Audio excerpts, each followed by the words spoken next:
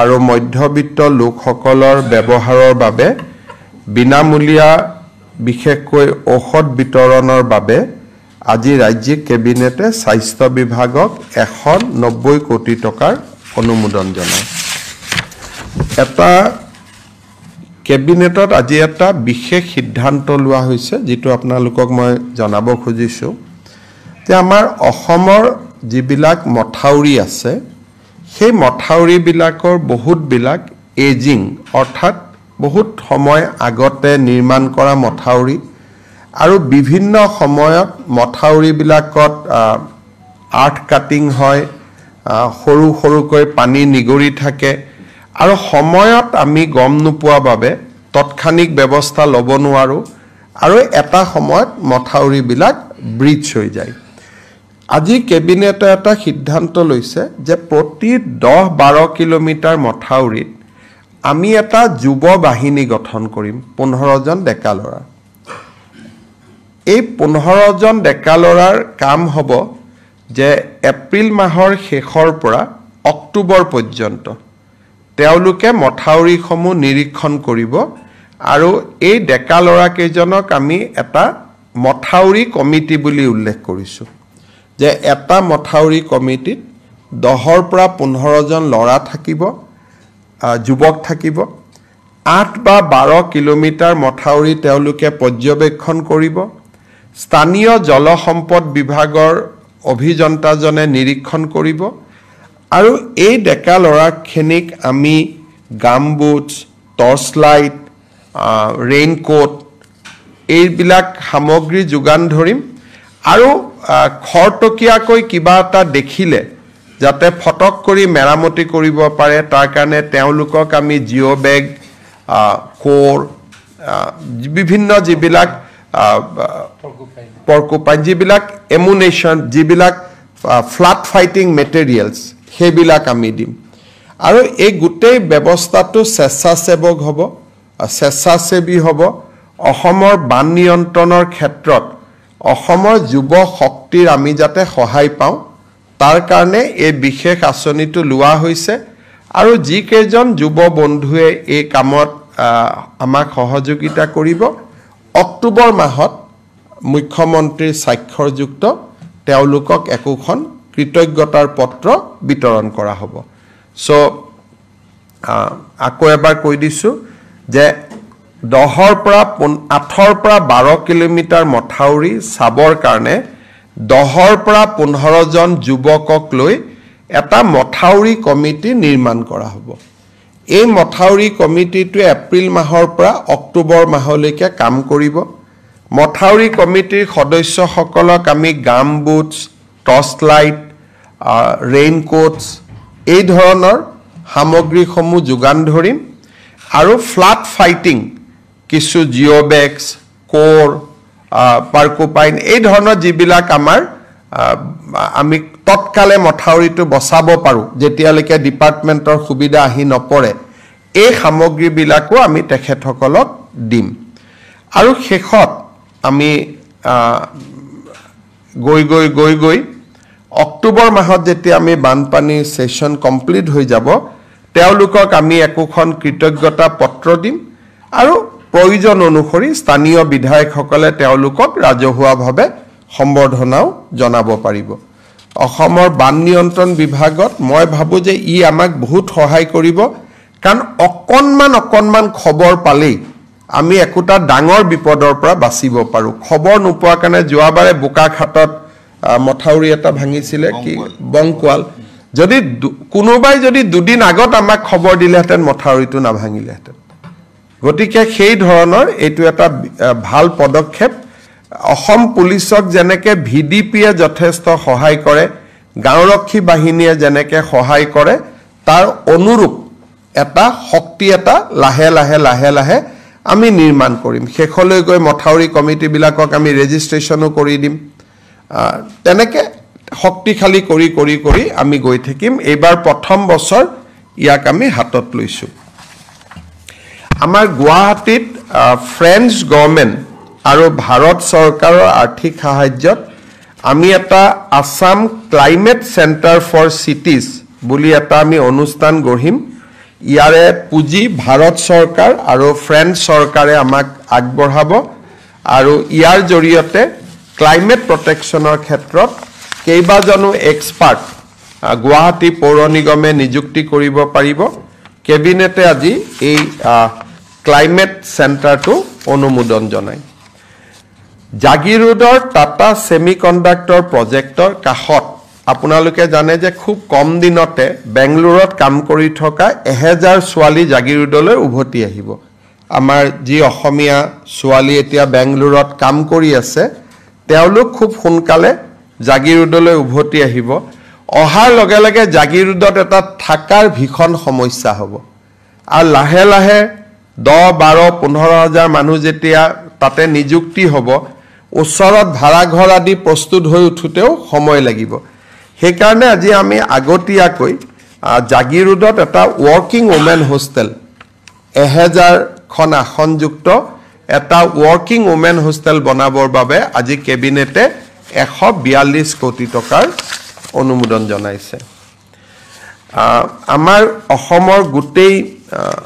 চাহ বাগিচাবিলাকত আমি মহাপ্ৰভু Jagannath community hall বনাই আছো 500খন চাহ বাগিচাত আজি তাৰ এখন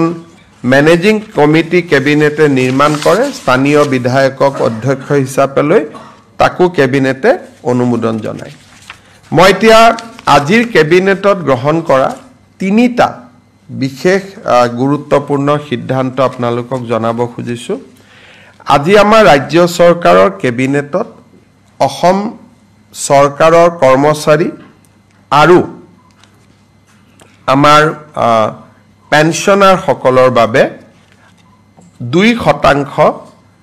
ডিয়াৰনেছ এলাউন্স আমি ঘোষণা কৰোঁ সো এতিয়াৰ পৰা ৰাজ্য চৰকাৰৰ কৰ্মচাৰী পেনশনাৰ সকলোৱে 2% তেওঁলোকে ডিয়াৰনেছ এলাউন্স পাব 1/1/2025 পৰা ই কাৰ্যকৰী হ'ব আমি এই মাহৰ দৰমহাত বিহুৰ আগতে পোৱা দৰমহাত 2% দিয়ে সংলগ্ন কৰিম কিন্তু যেটো এৰিয়াৰ হেতু আমি এপ্ৰিল আৰু মে দুটা মাহত আমি তেওঁলোকক দিম আজি এটা কেবিনেটত সিদ্ধান্ত গ্ৰহণ কৰা হয় যে অহা প্ৰথম বহাগৰ পৰা চৰকাৰৰ যিমান ট্ৰান্সফাৰ অৰ্ডাৰ ওলাব পোষ্টিং ওলাব গাইডলাইনছ ওলাব ৰুলছ ওলাব ৰেগুলেশ্যন ওলাব নটিফিকেশ্যন ওলাব অফিচ মেমৰেণ্ডাম ওলাব এই গোটেইবিলাকতে ইংৰাজীৰ লগতে অসমীয়াও ইয়াত সংলগ্ন কৰিব লাগিব তাৰমানে দুখন নটিফিকেশ্যন ওলাব এখন ইংলিছ এখন অসমীয়া কেছ হলে লিগেল প্ৰবলেম হলে হি ইংলিছখন মান্য হ'ব কাৰণ লিগেল ল্যাঙ্গুৱেজৰ কাৰণে ইংলিছখন কিন্তু অসমত 1 বহাগৰ পৰা আমি এটো সিদ্ধান্ত লৈছো যে যিমান সৰকাৰি অৰ্ডাৰ হয় অফিচ মেমৰেণ্ডাম হয় ৰুলছ হয় ৰেগুলেশ্যন হয় বিধানসভাৰ আইন হয় যিমান বিলাক সৰকাৰি কমিউনিকেশ্যন তাত ইংৰাজীৰ লগতে এখন অসমীয়া প্ৰতিলিপিও সন্নিবিষ্ট কৰিব লাগিব ইংৰাজীখন থাকিব ইংৰাজীৰ লগত অসমীয়া এটা কপি থাকিব বৰাক উপত্যকাত বেংগলী থাকিব বিটিআৰত বড়ো থাকিব অতিৰিক্তকৈ অৰ্থাৎ বৰাক উপত্যকাত বঙালী থাকিব বিটিএডিত বড়ো থাকিব আৰু সমগ্ৰ অসমতে ইংৰাজী আৰু অসমীয়া এই ব্যৱস্থাটো আজি কৰা হৈছে আৰু সদৌ অসম ছাত্ৰ সন্থাৰ লগত আমাৰ আলোচনা হৈছিল জাষ্টিস বিকে শৰ্মা কমিটিৰ এটো অনুমোদন আছিল ৰাজ্য চৰকাৰে অহা 1 এপ্ৰিলৰ পৰা কাৰ্যকৰী হোৱা কৰি 15 এপ্ৰিল 1 বহাগৰ পৰা কাৰ্যকৰী হোৱাকৈ ইয়াক ৰূপায়ণ কৰাৰ বাবে নিৰ্দেশ দিছে আমি সৰকাৰি অফিচাৰ সকলক কৈছো যে প্ৰথম অৱস্থাত ভাসিনী বুলি এটা এপ আছে যত অসমীয়া বড়ো বেংগলী তিনিটা ভাষাই উপলব্ধ হয় তাক ব্যৱহাৰ কৰক আৰু লাহে লাহে তেওঁলোকে নিজাকৈ লিখিব পৰা হৈ যাব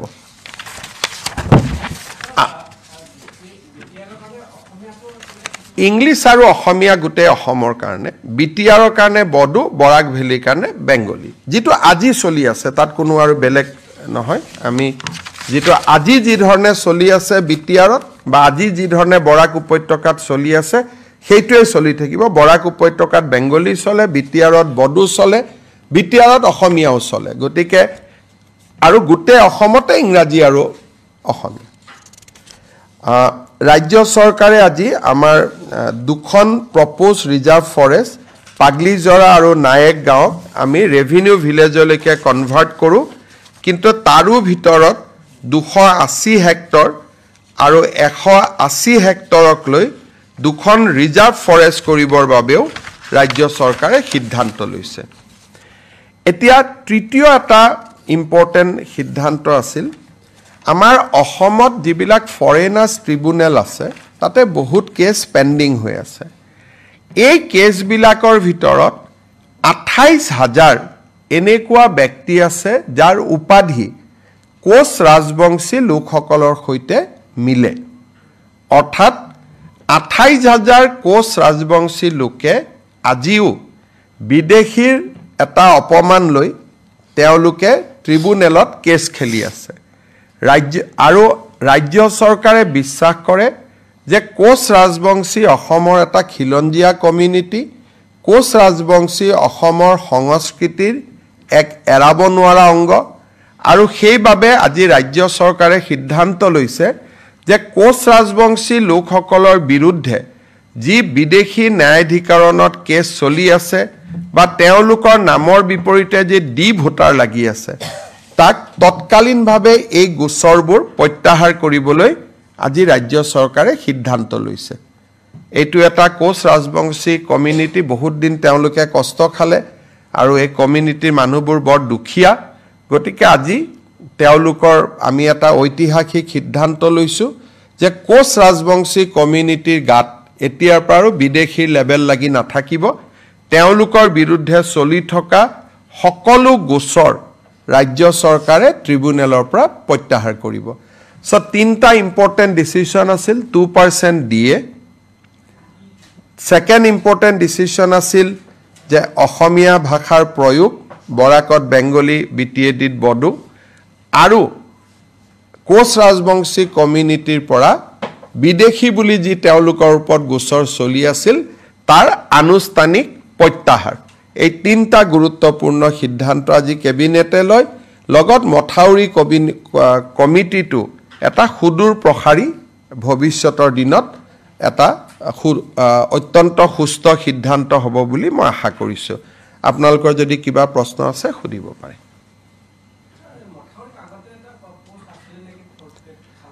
হেবিলাক থাকিবই খালাসিও থাকিব গভৰ্ণমেণ্ট মানুহখিনি থাকিবই ডেকা লৰাবিলাকে ৰাতি যেনেকৈ ডিউটি কৰে আমাৰ গাঁৱত এতিয়া তেওঁলোকে ডিউটি কৰোঁতে আজিও ডিউটি কৰে কিন্তু এটা ডিউটিটো আনুষ্ঠানিক হ'ব নৈপৰীয়া স্থানীয় মানুহ সেই মথাউৰিটোৰ কাষৰ মানুহখিনি নৈপৰীয়া বুলি না মথাউৰিটোৰ কাষত লোকেল মানুহ থাকিব এটাই সুবিধা থাকিব আগতে তেওঁলোকে নিজাকৈ যায় কেতিয়াবা পুলিচেও দিগদাৰ কৰে অমুকেও দিগদাৰ কৰে এতিয়া এটা আইডেন্টিটি কাৰ্ড থাকিব গামবুট পাব ৰেইনকোট পাব টৰ্চ লাইট পাব পাৰ্কুপাইন পাব জিঅ' বেগ পাব অন্তত নিজক ৰক্ষণাবেক্ষণ কৰিব এটা সুবিধা পাব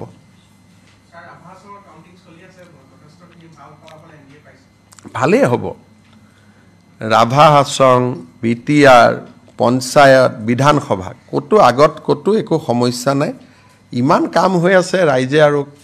এটো লৈ মই প্ৰথম দিনৰ পৰাই কৈ আছো যে আমি নিৰ্বাচনক লৈ চিন্তা কৰা নাই সেইকাৰণে প্ৰতিটো দিনে আপোনালোকে চিন্তা কৰক এই কোচ ৰাজবংশী মানুহখিনি আজি ইমান দিন বিপদত পৰি আছিল তেওঁলোকৰ কাৰণেতো কোনেও চিন্তা কৰা নাছিল বোলে অসমীয়া ভাষাৰ মৰ্যাদা কোনেওতো চিন্তা কৰা নাছিল গতিকে প্ৰতি সপ্তাহতেতো আমি একোটা ভাল খবৰ আপোনালোকক শুনাও গতিকে ৰাইজেতো আমাক সমৰ্থন কৰাটো স্বাভাৱিক আৰু প্ৰধানমন্ত্ৰী ডাঙৰীয়াৰ নেতৃত্বৰ প্ৰতি অসমৰ ৰাইজৰ অকুণ্ঠ সমৰ্থন আছে ওয়াকফ বিল পাছ হৈ গ'ল প্ৰধানমন্ত্ৰী ডাঙৰীয়াই ঐতিহাসিক কাম কৰি দেখুৱালে গতিকে ৰাইজৰ আস্থা আছে খালি মই এটাই দুখ পাইছো যে এই ওয়াকফ বিল এমেণ্ডমেণ্টৰ সময়ত অসমৰ এজন সংসদে যি বক্তব্য দাঙি ধৰিলে যে ৰাস্তাতে নামাজ কৰিব দিব লাগে এজন সংসদে যিটো ক'লে যে স্বাধীনতা সংগ্ৰাম যেন হিন্দু মানুহে কৰাই নাই এটা বিশেষ কমিউনিটিহে কৰিছিলে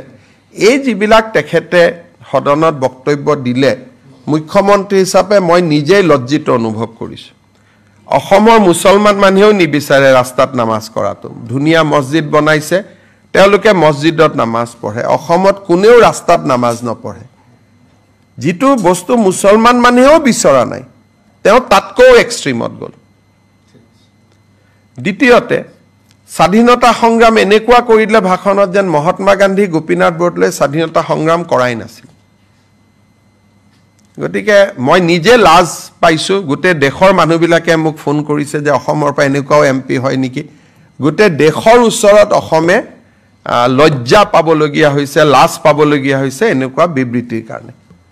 CM sir, if you could speak this one in English. देखिए असम का एक सांसद ने वाकफ जो कानून लोकसभा में डिबेट हुए थे वो समय उन्होंने बोले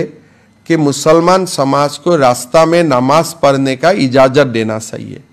और वो ऐसा भाषण किया कि स्वाधीनता संग्राम एक विशेष कम्युनिटी ने ही किए थे हिंदू समाज ने किया ही नहीं था तो ऐसा उन्होंने भाषण दिया देश विदेश का लोग मुझको फोन करके पूछ रहे भाई आपने कैसा लोगों को संसद में भेजा तो हमारे लिए भी काफ़ी ये एक सेम का बात हुए है ऐसा बात बोलने के कारण असम का भी क्षति हुए है मैं देशवासी को उनका संसद ने ऐसा बात संसद में बोला उसका कारण देशवासी उसे मैं ही क्षमा मांगता हूँ कि हमारे एक असम का सांसद लोकसभा में ऐसे अनाप तनाप बोले हमारा असम में कभी मुसलमान लोग ये डिमांड ही नहीं किया है कि हमें रास्ता में नमाज पढ़ने का इजाज़त दो अच्छा मस्जिद है ईदगाह है बढ़िया से नमाज अदा करता है कभी कोई समस्या नहीं होते हैं वो बोले रास्ता में आप क्यों नमाज नहीं पढ़ने देते हो ये तो डिमांड ही नहीं है दूसरा बोला यही स्वाधीनता संग्राम किया क्या गांधी जी ने स्वाधीनता संग्राम नहीं किया क्या गोपीनाथ बरदलोई ने स्वाधीनता संग्राम नहीं किया क्या सुभाष बसु ने स्वाधीनता का संग्राम नहीं किया तो एक असामिया जो लासित बरफुकन का धरोहर है हम लोग असम का लोग महाराज पीठू का धरोहर है जो बख्तियार खिलजी औरंगजेब को भगाया था असम में उनका ही धरोहर जाके संसद में ऐसा बात बोल सकता है हम लोग सोच भी नहीं सकते थे तो इसीलिए हम काफ़ी शर्मिंदा है और देशवासियों से मैं क्षमा मांगता हूं कि हमारा संसद ने ही ऐसा भाषण दिए संसद में हम आशा करता हूं कि असम का लोग जरूर सबक सिखाएगा उसका कारण समय आने पर এইটো হ'ব নালাগে মই বাৰে বাৰে তিনিচুকীয়া ৰাইজক অনুৰোধ কৰিম যে দুইটা কমিউনিটিৰ মাজত সদায় ভুল বুজাবুজি হৈ থাকিলে অসমত ইনভেষ্টমেন্ট নাহিব অসমখন আগবাঢ়ি নাযাব এই বিশেষ বস্তুটোলৈ মই খুব চিন্তিত খুব দুঃখিত যে বাৰে বাৰে দুইটা কমিউনিটিৰ মাজত এটা এনেকুৱা এটা পৰিৱেশ সৃষ্টি হৈ আছে কিছুদিন পিছত মই আমাৰ মন্ত্ৰী সভাৰ জ্যেষ্ঠ সদস্য দুজনক পঠাম যাতে দুইটা কমিউনিটিৰ লগত আলোচনা কৰি এটা শান্তিৰ বাতাবৰণ হ'ব পাৰে কাৰণ এনেকুৱা খবৰ বাহিৰত গ'লেই অসমৰ প্ৰতি আকৌ প্ৰশ্নবোধক চিন আহি যায় সেইকাৰণে এইটোলৈ মই নিজে যোৱা দুদিনৰ পৰা মই খুব দুখ পাই আছোঁ মই বাৰে বাৰে মনিটৰ কৰি আছোঁ বাৰে বাৰে আমাৰ MLA বিধায়কসকলক ফোন কৰি আছোঁ মই সকলোকে অনুৰোধ কৰিম যে এইখন এখন নতুন অসম ইয়াত এইবিলাক সৰু সৰু কথালৈ কাজিয়া কৰি থকা দুটা কমিউনিটিৰ মাজত টিকটকটা হোৱাটো ভাল নালাগে পূজা উৎসৱ সকলোৰে ভাল কৰি হৈ যাওক আমি ঈদতো বাধা দিব নালাগে নামাজতো বাধা দিব নালাগে ছট পূজাতো বাধা দিব নালাগে দুৰ্গা পূজাতো বাধা দিব নালাগে নাম কীৰ্তনতো বাধা দিব নালাগে কিবা স্থানক লৈ যদি কিবা অসুবিধা আছে আলাপ আলোচনা কৰি আমি মীমাংসা কৰিম কিন্তু বাৰে বাৰে এই ঘটনাটোৱে বেলেগক সুযোগ দিয়ে 10টা কথা অসমৰ কাৰণে কবৰ কাৰণে সেইকাৰণে মই পঞ্চায়ত ইলেকশ্যনৰ পিছত দুজন জ্যেষ্ঠ মন্ত্ৰীক পঠাম যাতে দুইটা কমিউনিটিৰ মাজত এটা আলাপ আলোচনা কৰি যিটো এটা ডিস্টেন্স আছে দূৰত্ব আছে সেই দূৰত্বটো যাতে সদায়ৰ কাৰণে দূৰ কৰিব পাৰি মই কাকো ইয়াত দাই দোষ ব্লেম দিব খোজা নাই মাত্ৰ দুইটা কমিউনিটিকে কৰজুৰে আহ্বান জনাম যে মিলা মিছা শান্তি সম্প্ৰীতি সমন্বয়ৰ মাজত যাতে আমি থাকো কাৰণ আমাৰ শত্ৰু বেলেগ সেই শত্ৰুৰ লগতহে আমি যুঁজিব লাগে হ'ব ধন্যবাদ CM sir, regarding the embankment community, whatever you have mentioned, can you just क्या the embankment community, what you have mentioned? हमारा असम में हर साल बाढ़ आते हैं हमें आज कैबिनेट में एक निर्णय लिया हूं कि हर बाढ़ का जो बाढ़ को प्रतिरोध करने के लिए हम लोग जो एम्बैंकमेंट बनाता हूं ये एम्बैंकमेंट ना टूटे या टूटने का संभावना होने से सरकार को पहले ही खबर पहुंचा दे इसके लिए हम 10-15 युवा लेके एक एम्बैंकमेंट कमेटी बनाऊंगा और वही कमेटी देख देखाव करेगा और तुरंत कुछ व्यवस्था लेने के लिए अगर कुछ सामग्री चाहिए वो भी उनका साथ हम लोग उपलब्ध करवाऊंगा और जब तक थोड़ा सा क्राइसिस मिट जाएगा सरकार से रीइंफोर्समेंट भी संभव हो पाएगा तो ये एम्बैंकमेंट कमेटी एक बड़ा एक अच्छा इफेक्टिव सिस्टम बन जाएगा और उससे हमारा काफी फायदा होगा थैंक यू